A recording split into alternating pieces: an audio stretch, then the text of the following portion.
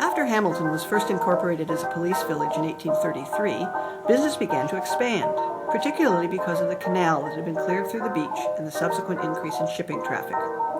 The proximity to the harbor made James Street North an optimum place to open a business.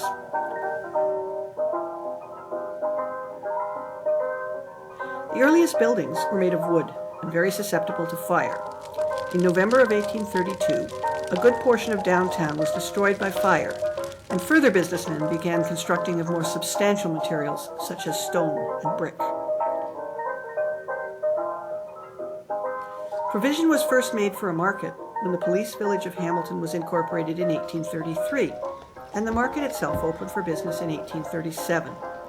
It has existed on primarily the same site on the block west of James Street North between the City Hall and Merrick Street ever since, although the layout has changed many times over the years.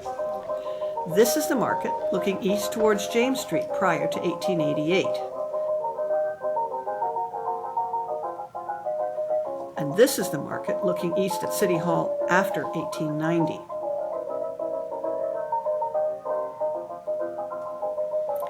In this early 20th century view of the market, we can see that a lot of the farm wagons have been replaced by automobiles.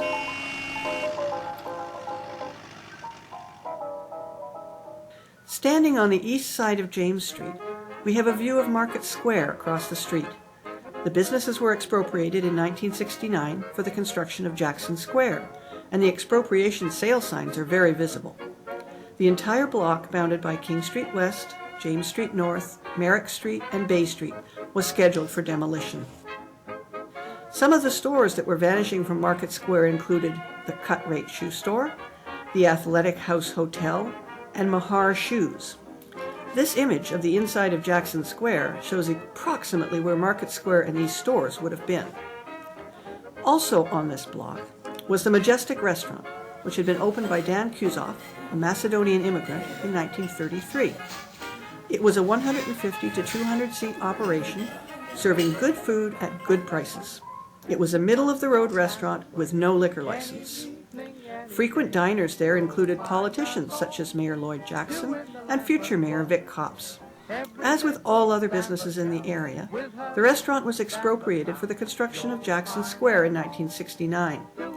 Unlike some other businesses, however, the restaurant was never relocated and closed permanently.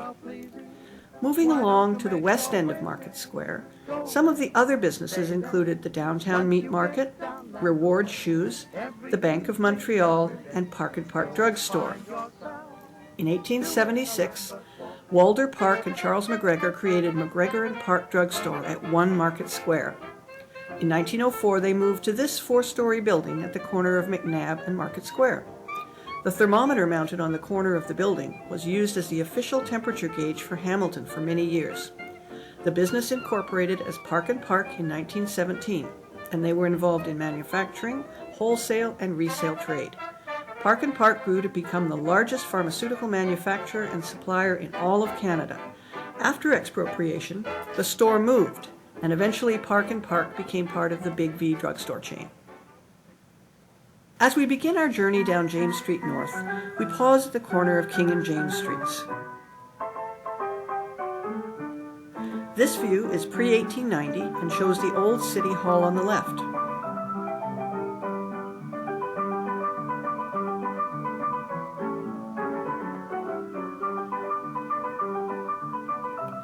The Hamilton Street Railway's first route in 1874 was 3.5 miles of track on James Street North, from Stewart Street to King, constructed at a cost of $7,000 per mile. There were 6 cars with a seating capacity of 14 passengers each. Horses were purchased and housed at the stable on Stewart Street. Here we are standing at the corner of King and James in the 1890s, looking north. The tracks on James Street North with the overhead wires for the trolley cars are clearly visible.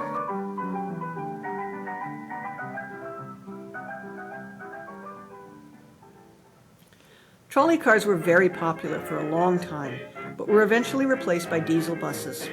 This is a streetcar turning the corner at King and James on its last trip on April 6, 1951.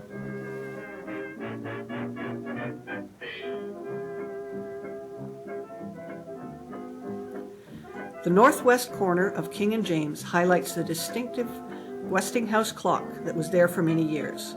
The windows on the top floor were specifically to let the light in for the old photographic studio housed there. The lower floors housed a variety of offices.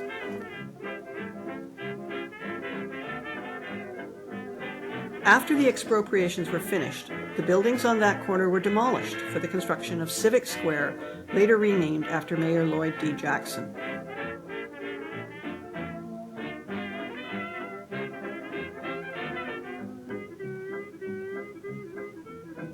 This is the current entrance to Lloyd D. Jackson Square.